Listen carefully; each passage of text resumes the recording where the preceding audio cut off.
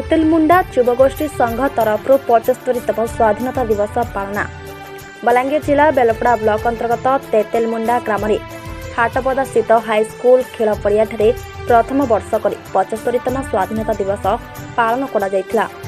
उक्त कार्यक्रम में गाँव समस्त सरकारी कर्मचारी एवं समस्त शिक्षित युवगोष्ठी और भद्र व्यक्ति उपस्थित थिले।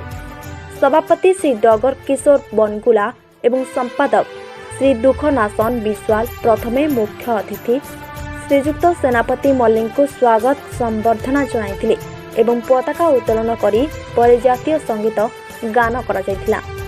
तापरे सभापति श्री डगर किशोर बनगुला स्वाधीनता दिवस उपरे निजर वक्तव्य प्रदान करी से यूथ एसोसिएशन द्वारा करा जायथिबा विभिन्न प्रशंसामूलक कार्य यथा वृक्षरोपण, पोखरी और रास्ताघाट सफाई और रक्तदान इत्यादि उपरे दोहराइथिले। मुख्य अतिथि सेनापति मल्लिक एवं मुख्य वक्ता भूपाल सिंह विश्वाल और आवाहक सुशील बनगुला 3 जन रक्तदाता विद्याधर, लिटी, जितेंद्र मेहर एवं जगन्नाथ बनगुला को प्रशंसा पत्र दे सम्मानित करथिले।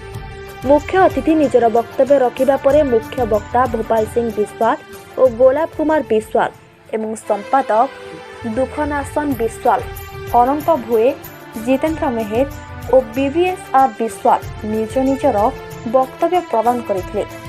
बलदेव माझी और दुबारसा मल्लिक स्लोगान देवा सह देवहरी दीप मंच परिचालना करथिले और शेषरे सभापति डगर बनगुला समस्त को धन्यवाद अर्पण करी सभाषण करथिले। बीवीएसआर विश्वाल रिपोर्ट सत्य टीवी।